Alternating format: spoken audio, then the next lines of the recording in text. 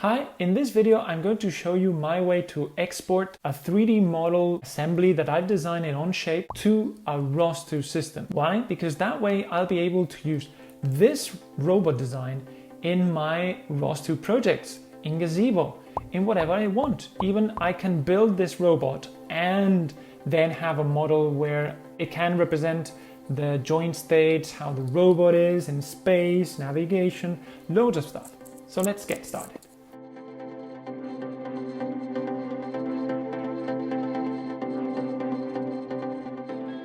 The first thing is obvious. To export an Onshape model, you'll need an Onshape account.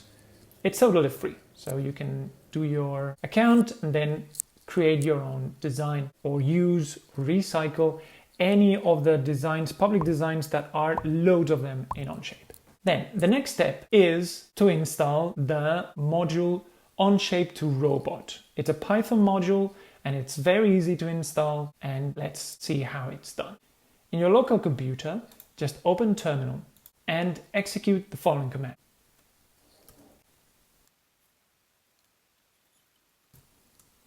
We also add this repository. We update. We install openscad. And finally, we install also the mesh lab. The next step is to get your API keys for Onshape.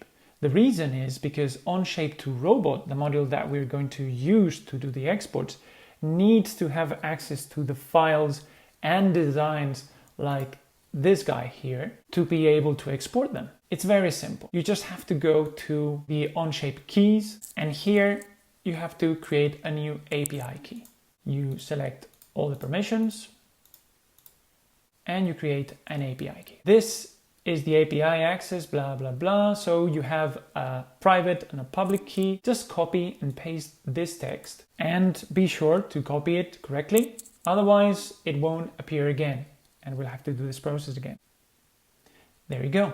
So now we have the API keys. So the next step is we're going to create a file, a script that allows us to store this so we don't have to remember, okay? And we have it located at least. So let me just go to the code editor, right here, keys txt, there we go. And now we have all the keys here so we don't lose them. Great. Now let's create this script that sets up the environment so that our Onshape robot model can export stuff. I'm going to go to the terminal, for example, and let me go to the ROS2 workspace, and I'm going to create the file and change the permissions. There we go. So we should have this sh file here. Now what we are going to do is write the following. These are just commands to export the Onshape API, key and secret key. Okay, and here we copy the text that we got from Onshape webpage. So we have the access key here and the secret key here. There you have it. So we remove that comment and let's source. So we should be able to echo those variables, for example, this guy here.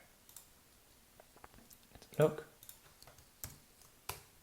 There we go. So we have our environment ready to go. The next step is to configure our environment for ROS. We're going to create a small package where we will house all the files so we have it neat and tidy for ROS2. Let's go to our source folder, and here I'm going to add this package, quadruped description, and with dependencies of Urdf and chakra. I will create some folders and files here.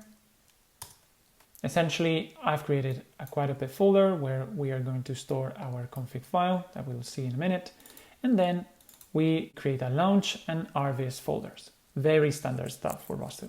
Let's have a look at our config.json, which is the one that Onshape-to-robot will use to do the export. Let's have a look in the IDE, our package, and quadruped config. There's nothing here. Let's place the code, essential code that we need to do this export. This is the minimum I think we need to make these exports work in ROS2 easily. The first thing is the document ID. It's very simple. This is the ID that appears in your CAD Onshape assembly. It's very important that it's an assembly, and it's the number ID that you have after documents, okay? This guy here. Great. Now we have the output format. We want it in Urdf, and the package name. So how it's called and where we're going to house the folders and so on. So in this case, my package is called quadruped description, and I want all the files to be in the folder quadruped. The name of the robot is quadruped robot, and the assembly name is quadruped version 1. What's this name? This name is, if you have a look at your Onshape model, probably you'll have different assemblies based on what you tested and different configurations. It's very important that you state this, otherwise the Onshape-to-robot exporter could get the first one that appears. That could be this export version 1 in this case, which is totally different, okay? And we want this guy here. So we have to state it in the config file. There we go. Now we have to do the final setup for ROS2. We have to go to the CMake list and add the folders that we created in the first place, RViz, launch, and quadruped. That's it. And finally, we export. Let's go to quadruped description. We are here, and we're going to execute the following command: onshape-to-robot quadruped.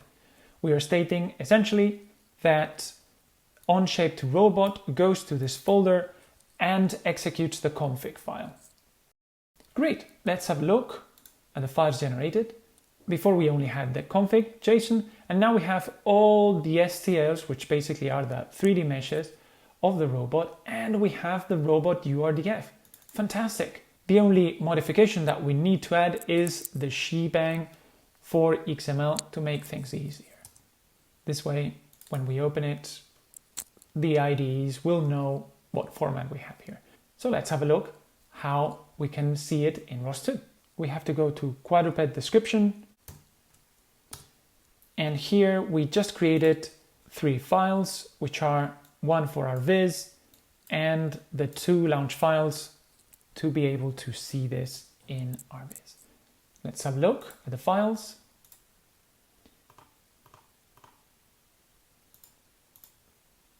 Let's start with quadruped, and let's fill it with the following code.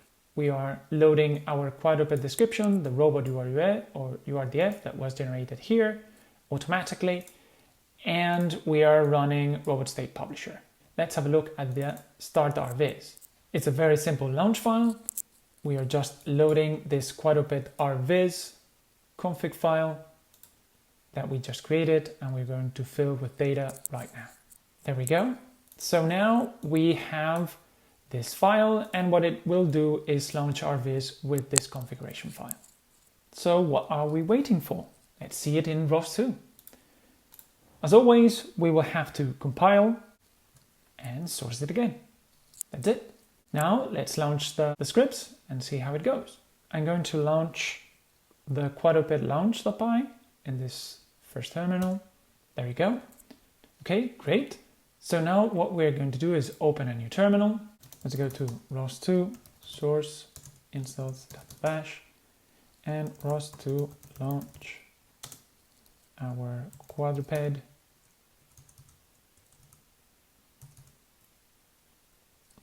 Start rviz. Okay, and finally we have our quadruped, but there's something wrong. Well, basically we have all the joints that are activated that are not fixed. We can't see them, so we have to publish fake joint states. So let's do that. For that, open a new terminal and execute our beloved joint state publisher GUI. There you go.